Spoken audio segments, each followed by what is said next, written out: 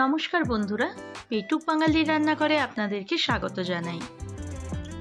হাতে একদম কম সময় থাকলে এইভাবে একবার ডিম ভাপা তৈরি করে দেখতে পারেন। এই ডিম ভাপার রেসিপি কিভাবে তৈরি করবেন চলুন দেখে নিই। এখানে একটা মিক্সির জার নিয়ে দিয়ে দিচ্ছি আমি 2 চামচ পোস্তদানা, তারপর দিয়ে দিচ্ছি 1 চা চামচ সাদা সর্ষে এবং 1 চা চামচ কালো সর্ষে, আর আমি দিয়ে দিচ্ছি গোটা কয়েক কাজু, ওই 4 থেকে 5টা, আর দিয়ে দিলাম এখানে কাঁচা লঙ্কা। এই সমস্ত উপকরণের একটা স্মুথ পেস্ট তৈরি করে নিচ্ছি। এবার গ্যাসে একটা ফ্রাইং প্যান বসিয়ে দিয়ে দিচ্ছি সর্ষের তেল। তেল গরম হয়ে আসলে দিয়ে দেব কুচনো রসুন।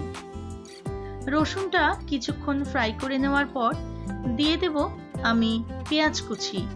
এখানে আমি একটা বড় পেঁয়াজ ব্যবহার করেছি।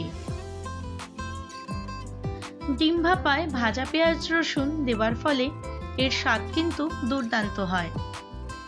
আমার পরিবারে নতুন বন্ধু হলে সাবস্ক্রাইব করে পরিবারের পাশে থাকার অনুরোধ রইল।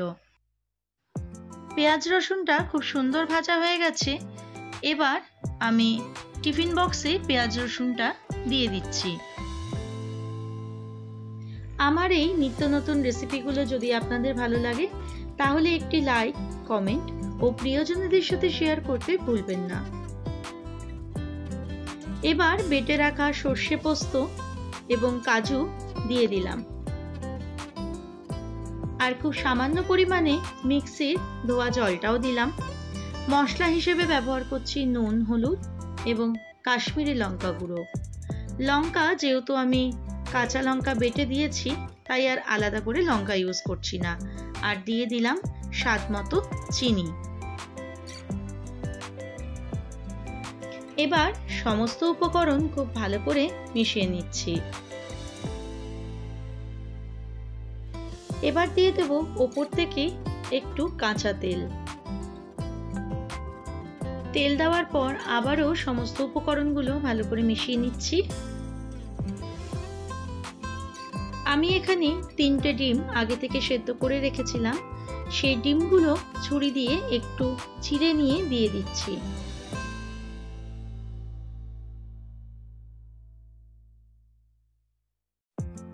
ডিমের সাথে মশলাটা ভালো করে মিশিয়ে নিচ্ছি।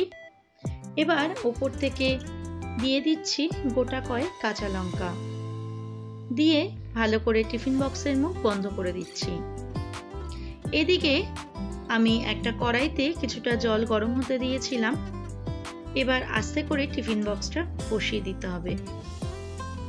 15 থেকে 20 মিনিটের জন্য ভাপে রাখলেই তৈরি হয়ে যাবে আজকে আমাদের ডিম ভাপার রেসিপি। আপনাদের আমি খুলে দেখিয়ে দিলাম কতটা সুন্দর তৈরি হয়েছে। রেসিপিটি ভালো লাগলে একবার ট্রাই করে বাড়িতে দেখতে পারেন।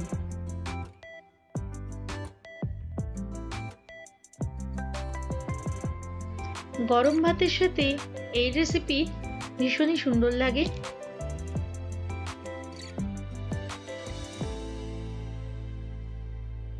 তাহলে বন্ধুরা, আজকের রেসিপি এই পর্যন্তই। দেখা হবে অন্য কোনো এক নতুন রেসিপির সাথে।